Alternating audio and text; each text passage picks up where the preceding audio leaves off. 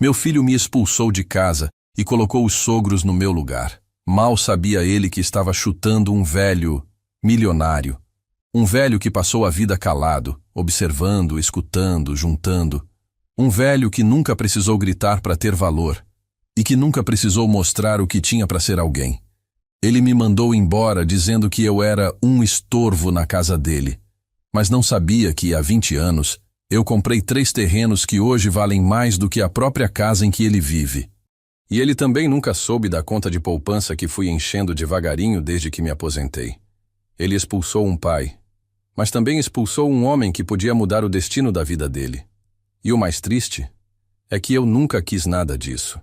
Me chamo Geraldo, sou do interior de Minas, nascido em Formiga, criado na roça, filho de lavrador. Trabalhei a vida toda como motorista de ônibus, daqueles antigos, da época que ainda se dava bom dia para quem entrava. Dirigi linha intermunicipal por mais de 30 anos, levando gente de todo tipo para todo canto. Nunca fui de falar muito, mas sempre fui de ouvir. A gente aprende muito escutando os outros. Quando me aposentei com 65 anos, decidi vir morar mais perto do meu filho, o Caio.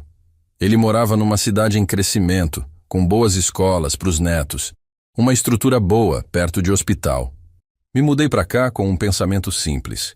Queria envelhecer perto da família, acompanhar os meninos crescendo, ajudar com o que eu pudesse. Nunca quis atrapalhar. Antes de continuar essa história, gostaria de agradecer ao canal Café com Vovô pela oportunidade de me deixar contar minha história. E peço a você que está assistindo para ajudar esse canal se inscrevendo nele e também comentar a cidade que você está nos ouvindo. Todos os dias tem uma história nova. Eu pagava minhas contas, comprava minha comida e sempre que dava deixava algum trocadinho a mais na casa do Caio. Ele e a esposa sempre foram muito pra frente, como se diz. Gente que gosta de mostrar o que tem, carro novo, celular do ano, viagem de final de semana, e eu ali, quieto, com a minha vida simples, sem precisar me exibir. Durante anos, ajudei como pude. Quando o carro dele quebrou, eu emprestei R$2.000. Quando a nora quis reformar a cozinha, eu banquei os armários planejados. Nunca cobrei, nunca joguei na cara. Fui aquele velho que estava sempre ali para ajudar. Só que com o tempo, fui percebendo que a presença do velho já não agradava mais tanto assim. Começou com indiretas. Pai, o senhor podia sair mais de casa, né? Pai, a gente precisa de mais privacidade. Depois vieram os sorrisos falsos. E por fim, veio o que ninguém espera ouvir de um filho. Foi numa terça-feira de manhã. Eu estava na sala tomando meu café quando o Caio chegou com a esposa e disse, sem olhar nos meus olhos, Pai, a gente decidiu que é melhor o senhor ir. A gente vai trazer os pais da Amanda para morar aqui. Eles estão precisando mais. Eu fiquei em silêncio. Ele continuou. A gente achou que, com a sua aposentadoria, o senhor pode alugar uma kitnet. Aqui não dá mais, pai. Tá ficando desconfortável. Sabe quando você sente que o chão abre? Eu me senti tão pequeno, tão descartável. A casa era dele, eu sabia. Eu nunca pedi nada. Nunca assinei nada. Tudo estava no nome dele. Mas era ali que eu vivia. Meus livros, minhas fotos, meus netos. E ele me arrancou disso como quem troca uma peça de móvel. Sem briga. Sem gritaria. Só a frieza de uma decisão tomada. Recolhi minhas coisas em silêncio. Nem tudo. Só o que coube na mala. Nem olhei para os netos. Nem eles sabiam o que estava acontecendo. Fui embora com o corpo firme, mas a alma tremendo. Aluguei uma kitnet simples perto do terminal rodoviário. Voltei a ser o velho motorista, morando entre malas e lembranças. Dormi no colchão inflável na primeira noite. E na segunda. E na terceira. Mas enquanto eu estava lá, sozinho, algo dentro de mim começou a acordar. Abri a velha pasta preta onde guardo meus documentos. Tirei de lá as escrituras dos 3 terrenos que comprei 20 anos atrás, quando ainda dirigia de madrugada, ganhando hora extra. Os terrenos ficavam nos arredores da cidade, numa área que naquela época era só mato e poeira. Paguei barato, ninguém queria. Mas eu sabia que um dia aquilo ia valer. Guardei também um extrato da minha conta poupança. Não era muito, mas tinha um valor bom. Durante anos deixei lá. Cada trocadinho que sobrava eu colocava ali. Nunca falei nada pro Caio. Nunca contei a ninguém. Nem para minha falecida esposa eu disse. Naquela noite, encostado na parede gelada do meu novo quarto, eu fechei os olhos. E pela primeira vez, senti um gosto diferente na boca. Não era rancor. Era justiça. E foi aí que eu comecei a planejar. Naquela primeira semana longe da casa do meu filho, eu não dormia direito. No silêncio daquela kitnet apertada, eu ficava deitado olhando para o teto, lembrando de cada detalhe da sala onde eu costumava sentar com meus netos para ver televisão. Lembrando da cozinha onde às vezes eu mesmo preparava um arroz, uma coisa simples. E agora, de repente, tudo isso tinha ficado para trás como se fosse nada. Mas quanto mais eu pensava, mais aquilo deixava de doer. E começava a virar outra coisa, um tipo de força quieta. Eu percebia que tinha passado a vida toda deixando os outros escolherem por mim. Sempre dizendo, tá bom assim, sempre aceitando. E agora? Agora eu tinha a oportunidade de fazer diferente. Foi nesse espírito que eu levantei da cama numa manhã de quarta-feira, coloquei minha camisa social azul clara, a mesma que eu usava no tempo do ônibus, e saí para a rua com um objetivo: rever pessoalmente aqueles terrenos que eu tinha comprado tantos anos atrás. Não era nem para vender de imediato. Era só para eu mesmo olhar, sentir com os meus olhos o que eu tinha construído em silêncio. Peguei um ônibus circular, com aquele cheiro antigo de diesel e banco de plástico meio gasto, e desci perto do bairro onde os terrenos ficavam. Quando eu saltei do ônibus, quase não reconheci o lugar. Onde antes era poeira e mato, agora tinha prédios subindo, placas de empreiteiras, máquinas trabalhando. E bem ali, bem naquela rua onde antes não passava nem cachorro, eu vi. Estavam começando as obras da rodovia nova. Fiquei uns bons minutos parado na calçada com a mão apoiada na bengala, porque ultimamente meu joelho já não ajuda tanto. Olhando para aquele movimento todo, não tinha ninguém me esperando, ninguém me chamando pelo nome. Eu era só mais um velho na rua. Mas ali dentro, eu sabia que era diferente. Aqueles terrenos ainda estavam no meu nome, e agora, mais do que nunca, tinham valor. E sabe o que é mais curioso? Enquanto eu estava lá parado, observando, passou um rapaz jovem, bem vestido, falando no celular. Sim, esses terrenos vão valorizar muito com a rodovia. É ouro puro. Eu só escutei aquilo de canto de ouvido e dei um sorriso discreto. Na volta para a kitnet, eu decidi que não era hora de pressa. Peguei meus papéis, organizei tudo direitinho numa pasta azul, comprei uma pasta nova até, para não chegar num banco ou num advogado com coisa velha. E aí, me deu vontade de fazer uma coisa que eu não fazia há anos. Fui até uma padaria simples ali perto, pedi um café com pão de queijo e sentei para tomar como se fosse dia comum. E sabe, ali, sentado naquela mesa de plástico, com o sol entrando pela janela da padaria, eu comecei a sentir uma paz que fazia tempo que eu não sentia. Uma paz de quem sabe que tem valor, mesmo que os outros não enxerguem. Só que essa tranquilidade não durou muito. Na manhã seguinte, enquanto eu tomava meu café, meu celular tocou. Número desconhecido. Atendi meio desconfiado, e do outro lado uma voz. Seu Geraldo? Aqui é do Hospital Municipal. O senhor é o responsável pelo senhor Armando? Eu demorei um segundo para lembrar. Armando era meu antigo colega de profissão, outro motorista de ônibus, que eu não via há anos. A gente se perdeu no tempo, mas ainda constava meu nome na ficha dele, porque um dia desses eu tinha ido visitar e assinado como referência. Explicaram que ele estava internado, sem ninguém da família por perto, e que se eu pudesse passar lá seria bom. Na hora, me veio aquele peso no peito.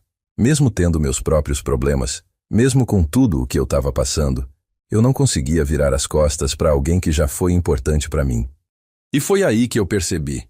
Por mais que eu tivesse dinheiro guardado, terrenos, conta de poupança, aquilo tudo não podia apagar quem eu sempre fui.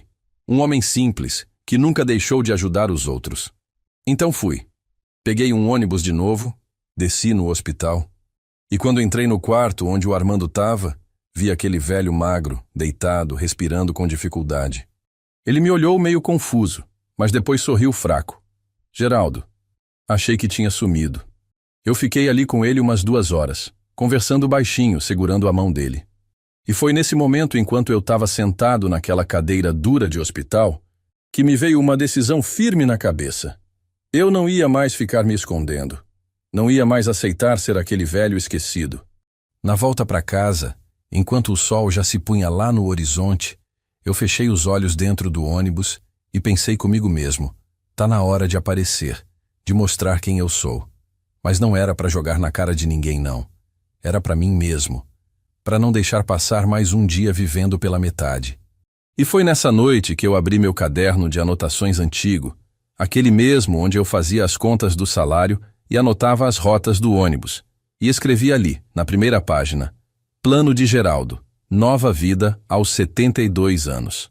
Só que o primeiro nome que eu coloquei nessa lista foi justamente o do meu filho, e eu sabia que o que estava por vir, ele nunca ia esquecer. Na manhã seguinte, acordei antes mesmo do sol aparecer. Costumo dizer que é costume de quem passou a vida inteira trabalhando cedo, mas naquela madrugada foi diferente. Eu acordei porque a cabeça não parava. Era como se cada memória dos últimos anos passasse de novo na minha frente. A primeira vez que meu filho me chamou para almoçar na casa nova dele. A primeira vez que meus netos correram para me abraçar.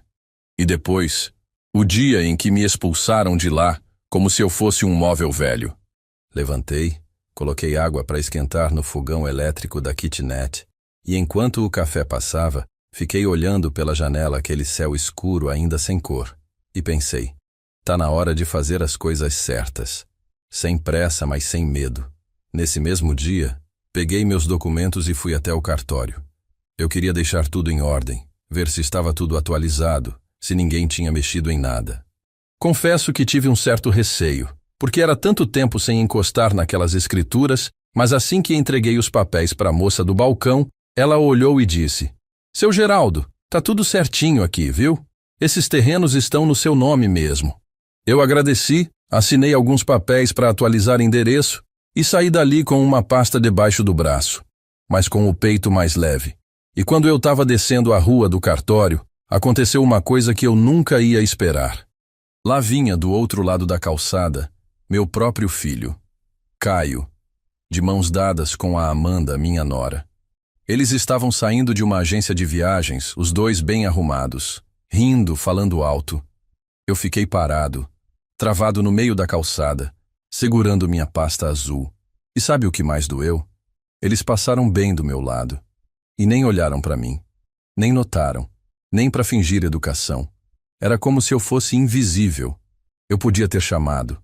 Podia ter falado qualquer coisa, mas não falei.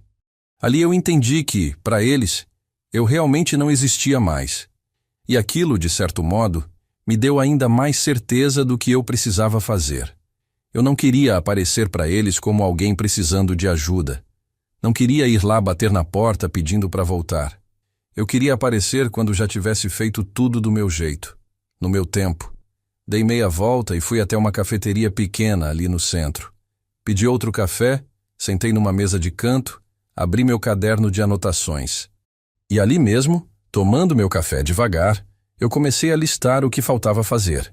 Procurar um advogado, avaliar os terrenos, ver preço de venda ou aluguel, organizar meus documentos pessoais. Cada item, uma linha no papel. Sem pular etapas. Eu queria deixar tudo certo. E pela primeira vez em muito tempo, eu senti que estava no controle da minha própria vida de novo. Nos dias seguintes, entre uma visita no banco e outra no escritório do advogado, fui ajeitando as coisas. E mesmo com toda essa movimentação, todas as noites eu reservava uns minutos para passar no hospital e ver o Armando. Ele foi melhorando devagar, e toda vez que me via chegava a sorrir. Era como se a presença de um velho amigo fosse remédio para ele. E para mim também. Nessas conversas com ele, fui lembrando de histórias antigas, de viagens longas de madrugada, da época em que ser motorista era quase ser um contador de histórias, e aquilo me fazia bem. Era um jeito de lembrar que, apesar de tudo, eu ainda tinha valor. Valor como homem, não só pelo que eu possuía no banco. Mas as semanas foram passando e chegou um dia em que a advogada, Dona Lúcia, uma mulher bem séria, mas muito atenciosa, me chamou no escritório dela e disse: Seu Geraldo, fizemos a avaliação dos terrenos. E olha, se o senhor quiser vender agora, pode conseguir um valor bem acima do mercado. A rodovia aumentou muito o interesse. Eu escutei aquilo com calma, respirei fundo e disse para ela: Dona Lúcia, vamos fazer do jeito certo. Quero vender, mas sem pressa. Quero fazer tudo dentro da lei. E quero deixar registrado que, se um dia eu não estiver mais aqui, o dinheiro vai para os hospitais da cidade. Não quero nada para quem me deixou para trás. Ela sorriu de lado e disse: Entendo, seu Geraldo, e respeito. Saí dali andando devagar, sentindo o vento batendo no rosto, e pensei comigo: agora sim, tá tudo certo. Agora posso olhar para frente sem peso nenhum no peito. Só que lá no fundo, mesmo com essa paz, eu sabia que um dia o Caio e a Amanda iam descobrir. E quando descobrissem, talvez fosse tarde demais. Naquela mesma noite, enquanto eu ajeitava minhas coisas na kitnet, recebi uma ligação inesperada. Era o número de um dos meus netos. Meu coração acelerou. Atendi rápido. Alô? E do outro lado, uma vozinha meio tímida. Vô, é o Lucas. A gente tá com saudade. Eu precisei me segurar para não chorar ali mesmo. Respondi com a voz firme. Também tô com saudade, meu filho. E antes que eu perguntasse mais alguma coisa, escutei ao fundo a voz do Caio chamando o menino. Desliga isso aí, Lucas. Já falei. A ligação caiu. Fiquei parado ali, segurando o telefone, olhando pro nada, sentindo aquela mistura de tristeza e alegria ao mesmo tempo. Foi nesse momento que eu decidi.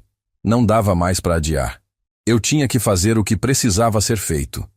E não ia esperar ninguém vir atrás de mim para isso. Porque agora era a minha vez.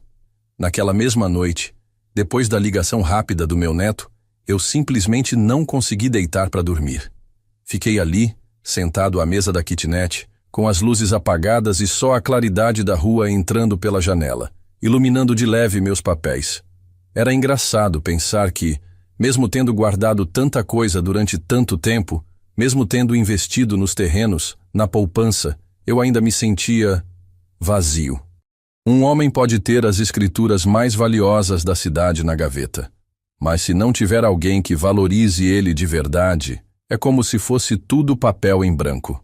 Fiquei pensando naquela cena da manhã, quando encontrei meu filho e minha nora na rua e eles simplesmente passaram por mim como se eu fosse um poste. Era uma imagem que não saía da minha cabeça. Eu sabia que não podia mais carregar aquilo sozinho. Tava na hora de transformar tudo o que eu estava guardando em atitude de verdade. No dia seguinte, ainda cedo, levantei, coloquei minha melhor camisa, aquela azul clara que já estava meio gasta, mas ainda assim bem passada. Ajeitei a pasta azul debaixo do braço e saí andando pela cidade. Não quis pegar ônibus. Quis ir caminhando, sentindo cada rua, cada esquina, cada pedaço da cidade que eu tanto conhecia. Andei uns bons 40 minutos até chegar na imobiliária que ficava bem no centro, do lado da praça principal. Era um prédio grande, fachada de vidro, coisa moderna, com letreiros chamativos. Entrei devagar, olhando em volta, e logo fui atendido por um rapaz jovem, cabelo bem arrumado, terno alinhado. Expliquei para ele de onde eu vinha, que precisava falar com o gerente, que tinha negócios para tratar. Ele me olhou de cima a baixo, talvez achando que eu fosse pedir alguma informação, mas bastou eu abrir a pasta e mostrar os papéis para a postura dele mudar completamente. Rapidamente me encaminhou para uma sala reservada, onde o gerente me recebeu com um sorriso mais respeitoso. Dentro daquela sala, sem pressa, sentei na cadeira de couro e coloquei as escrituras sobre a mesa. E enquanto o gerente folheava tudo, conferindo assinatura por assinatura, eu ficava só observando. Via no olhar dele aquele brilho de quem está percebendo que não é qualquer negócio. E aí ele soltou, quase sem conseguir esconder o tom de surpresa. Seu Geraldo, esses terrenos aqui são ouro puro e estão 100% no seu nome. Eu apenas assenti com a cabeça, segurando o olhar firme, dizendo: sempre estiveram. Ficamos ali por quase 1 hora conversando. Ele me explicou que agora, com a nova rodovia, os preços tinham triplicado. Falou de ofertas, de compradores interessados, de construtoras grandes querendo entrar na jogada. Eu escutava tudo com atenção, mas deixei bem claro, não queria vender por pressão, nem para fazer bonito para ninguém. Queria fazer no meu tempo, com calma, da forma mais segura possível. Saindo dali, caminhei de volta pelo centro e resolvi passar na praça. Me sentei num dos bancos de madeira, debaixo de uma árvore grande, e fiquei só observando o movimento. Crianças brincando, senhores jogando dominó, casais passando de um lado para o outro. E pensei, a vida continua, com ou sem a gente no meio. Mas naquele momento, diferente de semanas atrás, eu já não me sentia mais um homem largado. Eu sabia exatamente quem eu era e o que tinha. Tinha meus papéis em dia, minhas contas organizadas, meus terrenos bem avaliados. E, principalmente, tinha uma decisão tomada dentro do peito. Quando o relógio marcou por volta de 3 da tarde, levantei do banco e, sem nem planejar muito, peguei um ônibus em direção ao bairro onde ficava a casa do Caio. Era uma coisa que eu precisava fazer, mesmo que só para olhar de longe. Queria ver com os próprios olhos como estavam as coisas por lá. Desci 2 ruas antes. Andei devagar, com as mãos nos bolsos, e quando dobrei a esquina, lá estava a casa. Igualzinha por fora, mas diferente por dentro. Dava para ouvir o som de risadas, música baixa, cheiro de carne assando vindo do quintal. Fiquei parado do outro lado da rua, debaixo de uma árvore, observando sem pressa. Foi então que vi. As mesas montadas no quintal, gente conversando, e no meio daquilo tudo, os sogros do Caio. Ele abraçado neles, sorrindo, batendo no ombro do sogro como quem é dono de tudo. Aquilo me deu um aperto no peito, mas eu não desviei o olhar. Fiquei ali parado, imóvel, até que meus olhos se encontraram com alguém. Era o Lucas, meu neto. Ele estava mais afastado da festa, no cantinho do quintal, mexendo num brinquedo sozinho. E de repente, ele olhou para a rua, me viu. E foi como se o tempo parasse. Eu levantei a mão devagar, fiz um aceno pequeno, sem chamar atenção.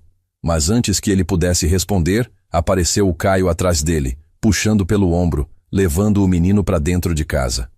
Eu fiquei parado mais um tempo, com o coração batendo forte. Depois dei meia volta e fui embora.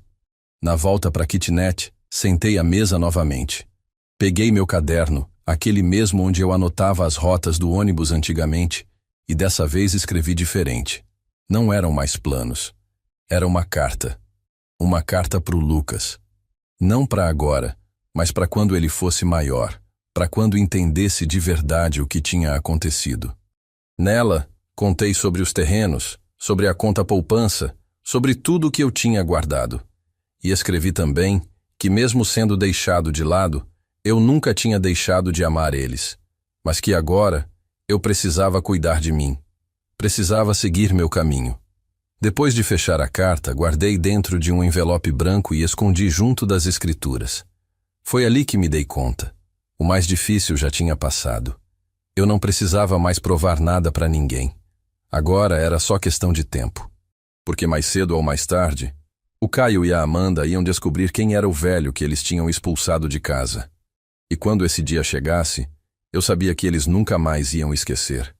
Depois de terminar aquela carta pro Lucas, coisa de 2, 3 páginas bem escritas à mão, com minha letra um pouco tremida, mas firme, eu senti que tinha feito o que precisava por dentro. Não era mais questão de dinheiro, de terrenos, nem de mostrar para ninguém que eu tinha valor financeiro. Era questão de deixar registrado de alguma forma quem eu fui de verdade, para alguém da família um dia saber. Mas a vida não para esperar a gente terminar essas coisas. E nos dias seguintes, fui vivendo naquela mesma rotina calma. Café passado no coador, caderno de anotações sempre por perto, visitas regulares à imobiliária e ao advogado. E toda noite, sem falta, um pulo no hospital para ver o Armando. O Armando, aliás, estava melhorando devagar. Já conseguia conversar mais firme, sentar na cama, contar histórias antigas. Ele sempre ria quando me via chegando com aquele chapéu na mão, dizendo: "Olha aí, o Geraldo não esquece dos velhos." Eu respondia sempre igual: Esquecer não é do meu feitio, Armando. E nessas conversas, entre uma história e outra, eu fui contando para ele o que estava acontecendo comigo. Contei dos terrenos, da situação com o Caio, da expulsão. Ele escutava tudo quieto, só balançando a cabeça. E um dia me disse uma coisa que ficou martelando na minha cabeça. Geraldo, às vezes o silêncio é a resposta mais barulhenta que a gente pode dar. Voltei para casa naquela noite pensando nisso. E foi então que decidi. Eu não ia atrás do Caio, nem para falar do dinheiro, nem para falar de nada. Eu ia simplesmente seguir meu caminho em silêncio e deixar que o mundo desse conta de fazer ele descobrir. E foi exatamente o que aconteceu dias depois. Na manhã de uma sexta-feira, acordei com o celular tocando sem parar. Número desconhecido. Atendi meio sonolento, e do outro lado, a voz de Dona Lúcia, minha advogada. Seu Geraldo, o senhor está sentado?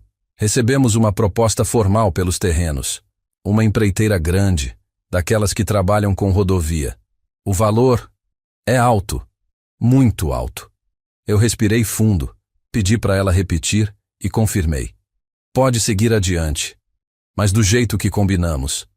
Tudo em meu nome, contrato certinho e nada de pressa. Ela garantiu que sim. Desliguei o telefone e fiquei ali sentado, olhando para o chão, pensando. Foi para isso que eu me preparei. Durante anos, trabalhando quieto, sem contar para ninguém, economizando cada centavo. Naquele mesmo dia, passei no banco e pedi para abrir uma conta nova, separada da poupança antiga. Queria deixar tudo organizado, cada coisa em seu lugar. Fui tratado com respeito pelo gerente, diferente de outros tempos em que eu chegava de roupa simples e mal me davam atenção. E quando ele me perguntou de onde vinha aquele dinheiro, eu só sorri e disse: trabalho de uma vida inteira. Saí de lá com o cartão novo no bolso e um alívio no peito que eu não sentia fazia tempo. À tarde, depois de resolver tudo, decidi caminhar de novo pelo centro. Dessa vez, sem rumo certo, só para sentir o movimento da cidade. E foi aí que, de repente, quase sem querer, eu esbarrei com alguém conhecido. Era o Kleber, amigo antigo, daqueles que jogavam truco comigo no bar do seu Zé anos atrás. Ele me olhou, arregalou os olhos e disse: Geraldo? Rapaz, pensei que você tinha sumido. Ficamos ali, conversando na calçada, e entre uma história e outra, ele acabou soltando. Fiquei sabendo do Caio, viu? Fizeram uma festa danada esses dias, mas parece que o negócio não tá fácil para ele. Ouvi dizer que andam com dívida grande. Eu não disse nada, só confirmei com um gesto de cabeça. Mas por dentro, aquilo ficou batendo. Mesmo agora, mesmo depois de me expulsarem, a vida deles não estava tão certa assim quanto parecia. Voltei para a kitnet, sentei à mesa e pela primeira vez em muito tempo, peguei o rádio antigo que eu tinha trazido da minha antiga casa. Liguei, sintonizei numa estação de música sertaneja daquelas bem antigas que eu ouvia nos tempos de estrada. Deixei tocando baixinho enquanto organizava meus papéis, as pastas, as cartas, tudo em ordem. E enquanto fazia isso, me peguei pensando, talvez o destino tenha mesmo um jeito curioso de acertar as contas. Não é gritando, nem brigando, nem jogando coisa na cara dos outros. É ficando quieto, deixando o tempo mostrar quem é quem. Já era noite quando alguém bateu na minha porta. 3 toques firmes. Fiquei parado por um momento, em silêncio, antes de levantar e abrir. Quando abri, dei de cara com algo que eu não esperava de jeito nenhum. Naquela noite, quando escutei os 3 toques secos na porta da minha kitnet, confesso que meu coração acelerou de um jeito que fazia tempo que não acontecia. Fiquei em pé por uns segundos, com a mão na maçaneta, respirando fundo. Eu não esperava a visita de ninguém. E justamente por isso minha cabeça começou a rodar. Seria alguém do banco? Da imobiliária? Algum vizinho? Mas lá no fundo, eu já sentia que não era coisa comum. Girei a maçaneta devagar, com o rádio ainda ligado baixinho no fundo da sala, e quando a porta abriu, lá estava ele. Meu filho, Caio. De pé, meio torto, segurando o celular numa mão e com o rosto diferente. Não era mais aquele olhar firme, seguro. Era um olhar perdido, meio desesperado até. A gente ficou uns bons segundos se encarando, sem dizer nada. Ele abriu a boca para falar, mas a voz saiu falha. Pai, a gente... Eu precisava falar com o senhor. E ali, parado na porta da minha kitnet, ele parecia pequeno. Muito menor do que aquele homem que eu tinha visto dias antes, abraçado aos sogros, sorrindo em festa. Eu dei um passo para o lado, sem dizer palavra, só deixando espaço para ele entrar. E ele entrou devagar, olhando em volta com um jeito estranho, como quem está vendo um lugar que nunca imaginou existir. Eu nem sabia onde o senhor estava morando. Perguntei para a vizinhança, para o pessoal da antiga rua. Ninguém sabia. Eu apenas sentei na cadeira da cozinha, a mesma onde eu tomava meu café todo dia, e esperei ele continuar. Ele ficou de pé no meio da sala, meio sem saber o que fazer com as mãos, até que soltou de uma vez. Pai, eu fiquei sabendo dos terrenos. Naquele instante eu só respirei fundo e abaixei os olhos para o tampo da mesa. Era isso então. Não era saudade. Não era arrependimento. Era negócio. Era dinheiro. Falaram na cidade que o senhor vendeu tudo, que fechou negócio com empreiteira grande. Ele continuava falando, a voz agora mais rápida, meio atropelada. Pai, eu errei com o senhor. Eu não devia ter falado aquelas coisas, ter pedido para o senhor sair de casa. Mas a gente estava com muita pressão, muita dívida. Eu estava perdido. Ele passou a mão no rosto, respirou fundo. Eu sei que fui injusto, mas agora, com tudo isso acontecendo, a gente está precisando. Eu fiquei em silêncio por mais alguns segundos, olhando para ele com calma, e só então falei, num tom firme, mas sem levantar a voz. Você lembra, Caio? Quantas vezes eu ajudei vocês? Quando o carro quebrou, quando a Amanda queria reformar a cozinha. Eu sempre estive lá, sem falar nada, sem jogar na cara. Ele abaixou a cabeça, parecia um menino sendo repreendido. E quando você me mandou embora, Caio, você nem olhou nos meus olhos, nem se preocupou onde eu ia dormir naquela noite. Ele tentou interromper. Pai, Mas eu levantei a mão devagar, pedindo silêncio, e continuei. Eu passei a vida toda guardando cada centavo, pensando em vocês, pensando em deixar alguma coisa para os meus netos. Mas chegou um ponto, Caio, que eu precisei pensar em mim. Ele ficou quieto. Os olhos começaram a encher d'água, mas não eram lágrimas sinceras, pelo menos não totalmente. Era mistura de arrependimento e desespero. Pai, se o senhor pudesse ajudar agora, a casa está hipotecada. Eu estou devendo mais do que consigo pagar. Se perder a casa, a Amanda vai me deixar. Aquelas palavras foram como um peso no meu peito, mas ao mesmo tempo confirmavam tudo o que eu já sabia. O tempo tinha dado a volta, e agora era ele quem estava do lado de fora, batendo na minha porta. Eu respirei fundo, levantei devagar da cadeira, caminhei até o armário onde guardava minhas pastas e tirei de lá o envelope branco, o mesmo onde eu tinha colocado a carta para o Lucas. Mas dessa vez, eu tirei só um papel, a cópia da escritura dos terrenos, já vendidos, com o valor carimbado e tudo oficial. Coloquei sobre a mesa, olhando direto nos olhos do Caio. Tá aqui, Caio. Você tá certo. Eu vendi, e foi por um bom valor. Ele olhou para o papel como se fosse ouro, mas antes que ele dissesse qualquer coisa, eu completei. Mas não é seu. Não é da Amanda. Não é da casa. Isso aqui é o que eu construí para mim. E o que eu deixar um dia vai ser para os netos. Não para quem me virou as costas.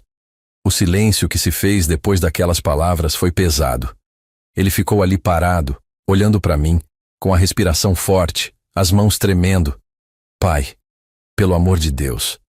Mas eu só fiz um gesto com a cabeça, apontando para a porta. E pela primeira vez na vida fui eu quem disse: agora é você quem precisa sair. Ele ficou imóvel por uns segundos. Depois virou devagar. Passou pela porta sem dizer mais nada e foi embora. Eu fiquei olhando pela janela enquanto ele descia a rua de cabeça baixa, com o mesmo passo de quem perdeu tudo. Fechei a porta devagar, voltei para minha cadeira e sentei de novo. E pela primeira vez desde que tudo aquilo começou, senti uma paz profunda. Porque agora, finalmente, as coisas estavam no lugar certo. Eu não precisava mais carregar mágoa, nem peso, nem nada. Eu era só eu, um velho. Mas um velho que soube cuidar de si mesmo. E ainda assim, dentro de mim, eu sabia. Aquilo não era o fim, não ainda. Na manhã seguinte, depois daquela noite em que meu filho saiu da minha porta com os ombros caídos, eu acordei antes mesmo do despertador tocar. Abri os olhos devagar, e ao invés de sentir aquele peso no peito que costumava me acompanhar, havia um silêncio diferente dentro de mim. Não era vazio, era alívio. Pela primeira vez em muito tempo, eu não estava mais esperando por nada. Não estava esperando desculpa, nem reconhecimento, nem convite para voltar. Eu só queria seguir.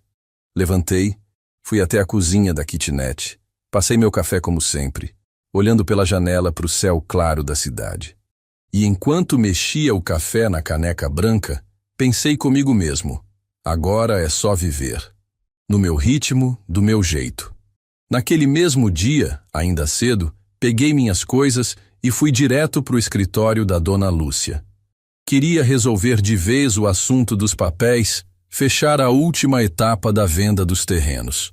Quando cheguei lá, ela me recebeu com aquele sorriso discreto de sempre, me chamando para entrar na sala dela. Seu Geraldo, está tudo encaminhado. O depósito já foi confirmado e os registros estão atualizados. Agora é só o senhor decidir o que quer fazer com o valor. Eu sentei na cadeira da frente dela, peguei a pasta que ela me entregou com os documentos finais e fiquei um tempo folheando, lendo cada linha. Não porque eu duvidasse do trabalho dela, mas porque era importante para mim olhar aquilo com calma, com atenção. Depois de conferir tudo, levantei os olhos para ela e disse: eu quero deixar registrado no cartório. Em caso de qualquer coisa, esse dinheiro vai ser dividido entre hospitais e instituições da cidade. Nada para o meu filho, só para os netos, se algum dia eles precisarem. Dona Lúcia fez que sim com a cabeça, anotando tudo direitinho, e ainda disse: o senhor tem certeza, seu Geraldo, porque uma vez registrado, não volta atrás. Eu dei um leve sorriso de canto e respondi: tenho. A vida já me ensinou que dinheiro, quando cai na mão de quem não sabe valorizar, não serve para nada. Saí dali mais leve ainda, com a certeza de que estava fechando o ciclo. Na volta para casa, resolvi passar na padaria onde costumava tomar café nos primeiros dias depois da expulsão. Entrei, pedi meu pão de queijo de sempre, sentei na mesa do canto e fiquei ali olhando o movimento. Foi então que, do nada, uma moça se aproximou da minha mesa. Jovem, uns 30 e poucos anos, bem vestida, com um olhar curioso. O senhor é o seu Geraldo? Eu estranhei na hora, mas respondi que sim, e ela continuou: me desculpe incomodar. É que eu trabalho numa rádio local e fiquei sabendo da sua história, dos terrenos, da venda, e que o senhor era motorista de ônibus há muitos anos. A gente gostaria de convidar o senhor para contar um pouco dessa trajetória no programa da manhã.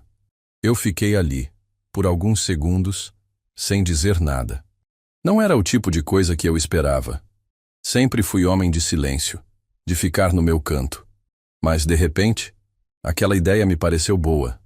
Não para aparecer ou para mostrar que tinha dinheiro, mas para deixar registrado, de algum jeito, a história de quem trabalhou a vida inteira, de quem foi deixado de lado e mesmo assim seguiu em frente.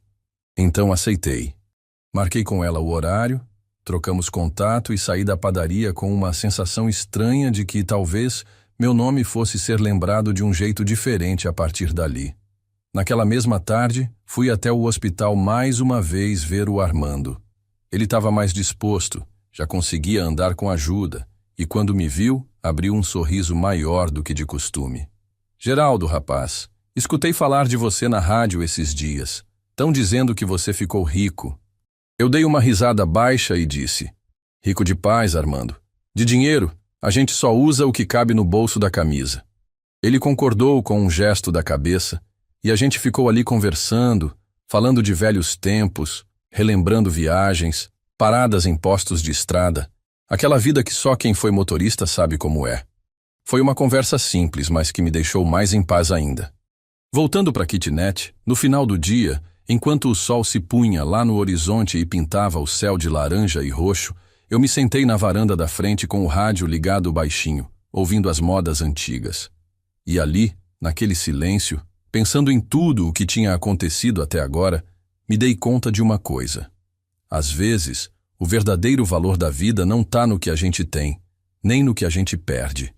Está na maneira como a gente escolhe seguir, mesmo quando ninguém está olhando. Eu estava bem.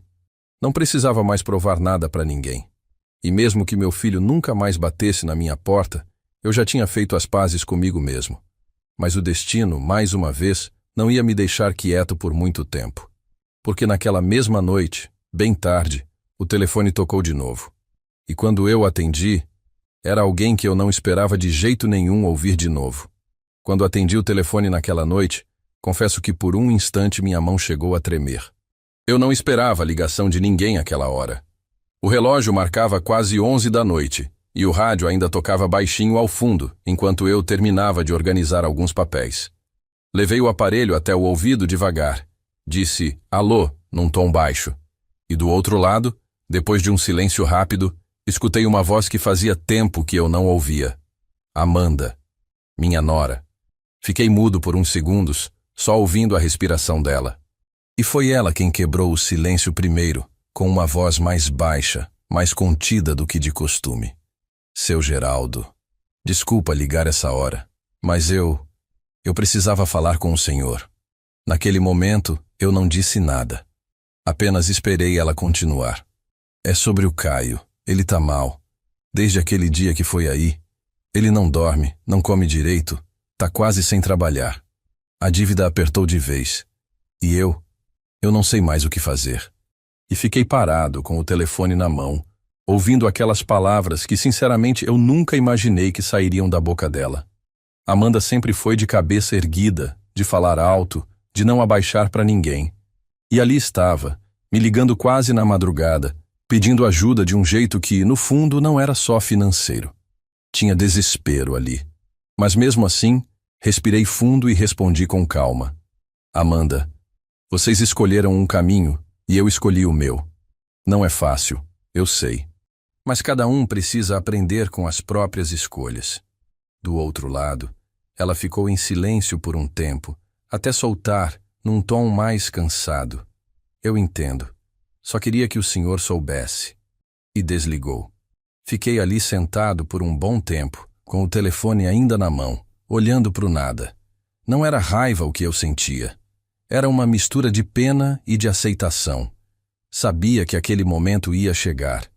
Mais cedo ou mais tarde, as consequências sempre batem na porta de quem planta ingratidão. E mesmo que meu coração de pai ainda doesse, eu não podia mais me deixar levar. O silêncio, como o Armando tinha dito, era agora minha resposta mais barulhenta. No dia seguinte, como de costume, levantei cedo, coloquei minha camisa azul, ajeitei meu chapéu e saí para caminhar um pouco pela cidade. Já era hábito meu, todo dia depois do café, andar sem rumo certo, só para esticar as pernas e clarear a cabeça. Passei pela praça, cumprimentei uns conhecidos e em determinado momento resolvi entrar na igreja antiga do centro. Fazia anos que eu não entrava ali. Entrei devagar, com respeito, tirei o chapéu e sentei num dos bancos de madeira lá no fundo, onde ninguém costuma ver. Fiquei ali quieto, olhando para o altar, lembrando de quando eu levava o Caio pequeno para assistir missa comigo e com a mãe dele. Tanta coisa tinha mudado desde então. E foi ali, naquele silêncio, que fiz minha oração. Não pedi riqueza, nem saúde. Pedi sabedoria, para saber agir com justiça, para não deixar meu coração endurecer demais, mas também para não me deixar ser feito de bobo de novo. Porque existe uma linha muito fina entre perdoar e se esquecer de si mesmo.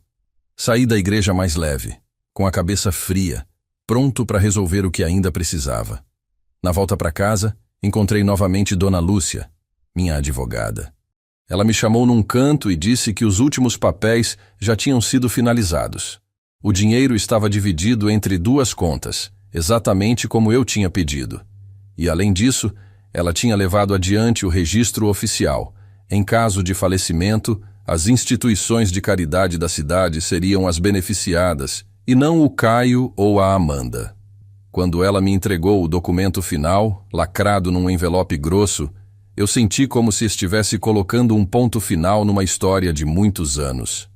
Um ciclo se fechando. Guardei o envelope com cuidado, agradeci e disse que agora a única coisa que eu queria era viver em paz. Só que o destino, como sempre, parece gostar de testar a gente quando a gente acha que tá tudo resolvido. Naquela mesma tarde, pouco antes do pôr do sol, enquanto eu estava sentado na varanda da kitnet, escutando meu rádio, alguém bateu na porta de novo. Mas dessa vez, não foram 3 toques secos. Foi um toque mais tímido, quase respeitoso. Levantei devagar, caminhei até a porta e quando abri, era o Lucas, meu neto, sozinho, com uma mochila pequena nas costas e um olhar diferente, meio sério demais para alguém da idade dele. Fiquei parado, surpreso, sem dizer nada por alguns segundos. Ele foi quem falou primeiro. Vô, eu fugi de casa. Aquelas palavras entraram no meu peito de um jeito difícil de explicar.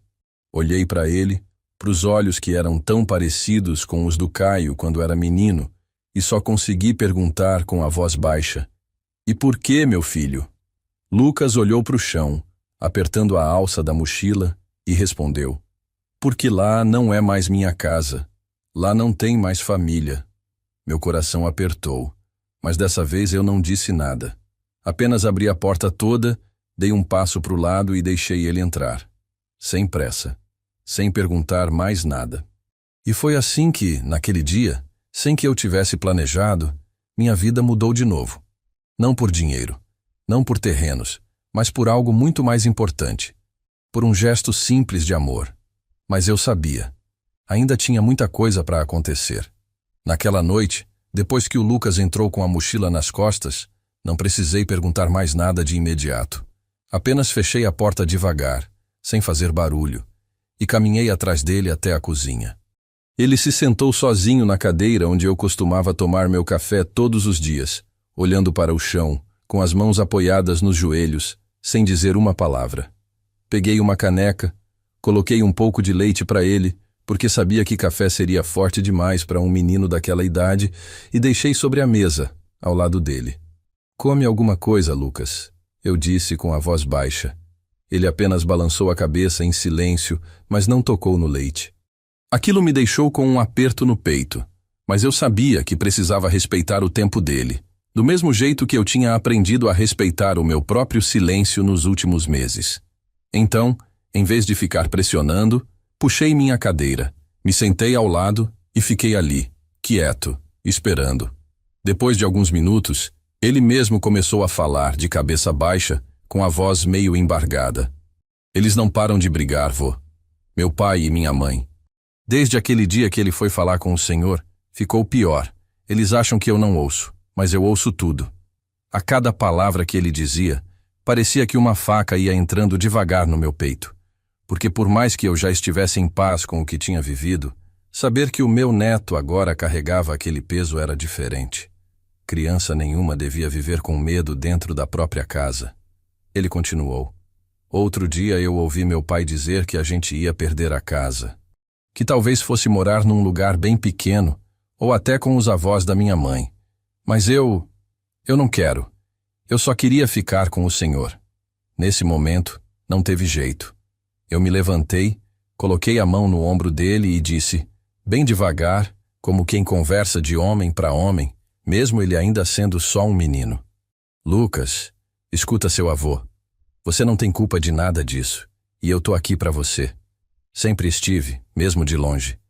Ele olhou para mim, com os olhos vermelhos de quem segurava o choro há muito tempo, e pela primeira vez, desde que entrou naquela casa pequena, sorriu de leve, como quem finalmente podia respirar. Peguei as coisas dele, organizei num canto e preparei um colchão para ele dormir na sala, porque na kitnet não tinha quarto separado. Enquanto ajeitava tudo, pensava comigo mesmo. Olha onde a vida foi me levar. De um velho esquecido, expulso da casa do próprio filho, para alguém que agora precisava ser porto seguro de um neto fugido de casa. Mas eu não reclamava. Pelo contrário, sentia que talvez aquele fosse o verdadeiro sentido de tudo que eu tinha passado. Na manhã seguinte acordei cedo como sempre, mas dessa vez com Lucas ainda dormindo na sala. Fiz café para mim, esquentei leite para ele e fiquei ali quieto, sentado, pensando no que fazer. Eu sabia que a situação não podia ficar daquele jeito para sempre. Mais cedo ou mais tarde, o Caio e a Amanda iam dar falta do menino. Mas eu também sabia que simplesmente devolver ele, como quem devolve algo perdido, não seria a solução. Então peguei o telefone, respirei fundo e decidi ligar direto para Dona Lúcia. Expliquei a situação, disse que precisava de orientação. E ela, sempre calma, me respondeu que o melhor era procurar o conselho tutelar para formalizar tudo e não ter problema depois. Não era o tipo de coisa que eu queria envolver, mas entendi que era o certo. Enquanto eu falava com ela, Lucas acordou, se levantou ainda meio sonolento e veio até a cozinha. Sentou à mesa, tomou o leite quieto e depois me olhou de novo com aquele olhar sério demais para alguém da idade dele. Vô, eu não quero voltar para lá. Eu sentei do lado dele, coloquei a mão no ombro dele outra vez e disse: a gente vai resolver isso do jeito certo, meu filho. Sem briga, mas sem medo também. Depois do café, saímos juntos. Fomos até o centro da cidade. Paramos no conselho tutelar, expliquei tudo pro pessoal de lá. E graças a Deus encontrei gente decente. Não ficaram do lado de ninguém logo de cara. Escutaram minha história, ouviram o que Lucas tinha para dizer, anotaram tudo. E depois de algumas horas, marcaram uma visita formal para conversar com o Caio e a Amanda, para entender melhor o que estava acontecendo.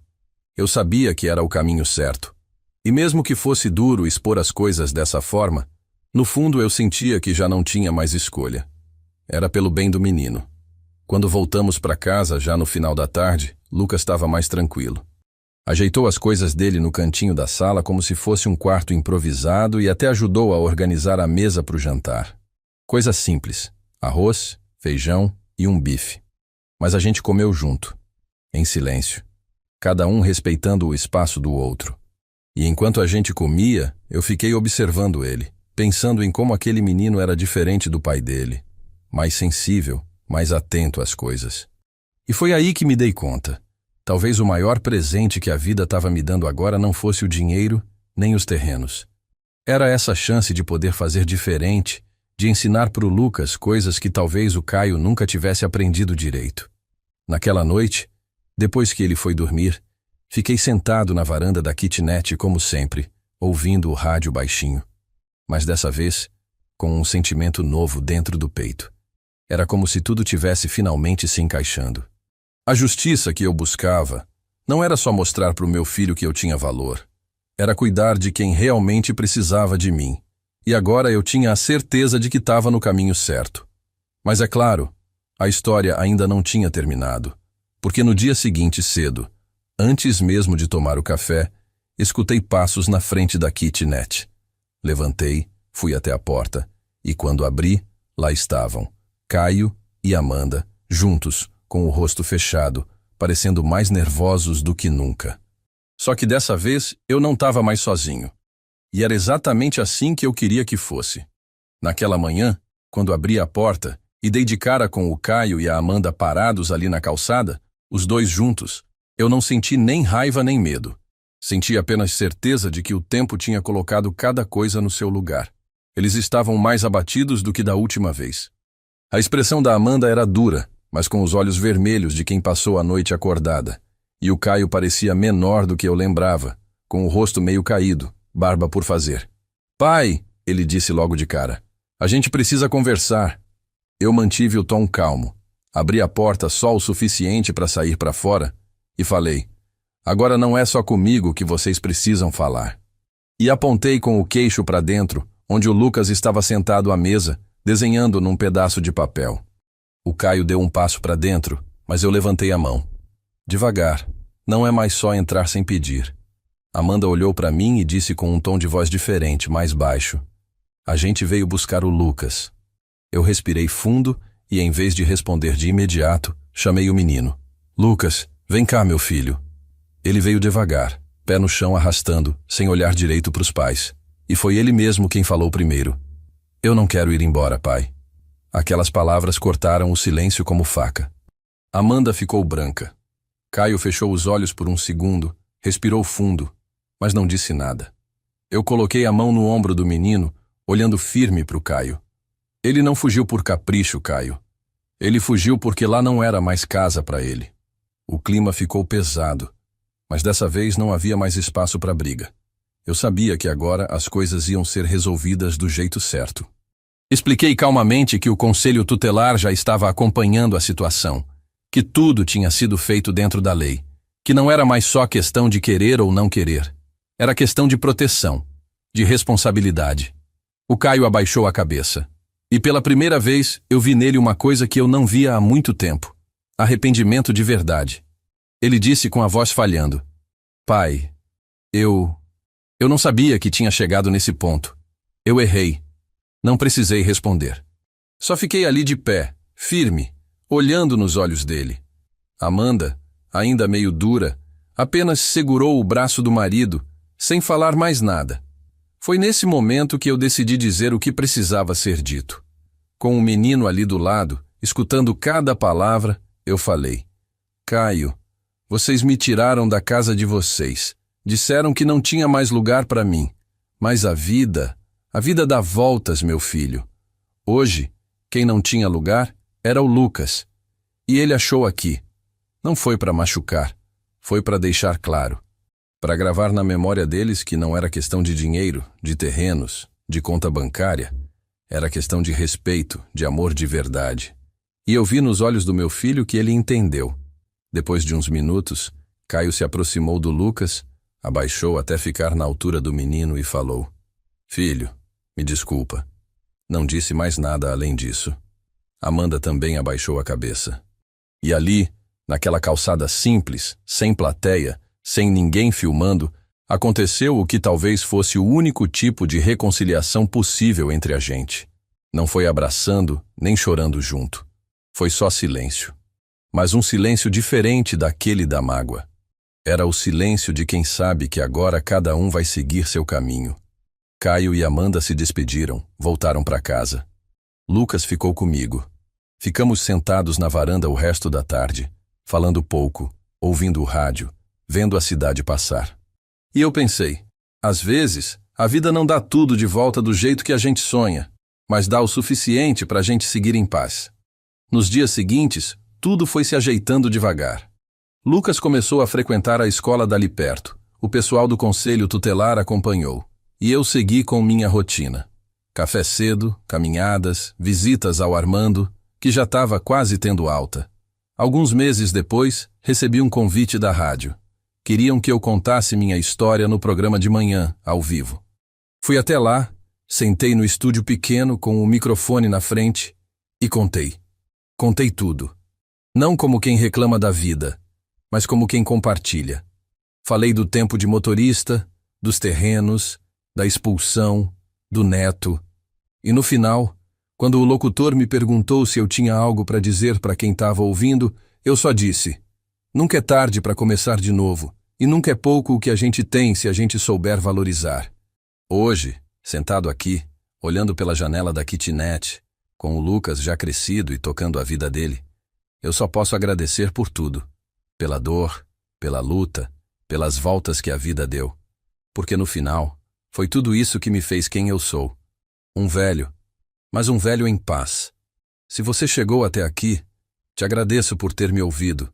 E também gostaria de agradecer ao canal Café com Vovô pela oportunidade de me deixar contar minha história. E para ajudar esse canal, se inscreve aqui e compartilha esse vídeo. Porque todos os dias tem uma história nova e quem sabe, uma delas não seja parecida com a sua também.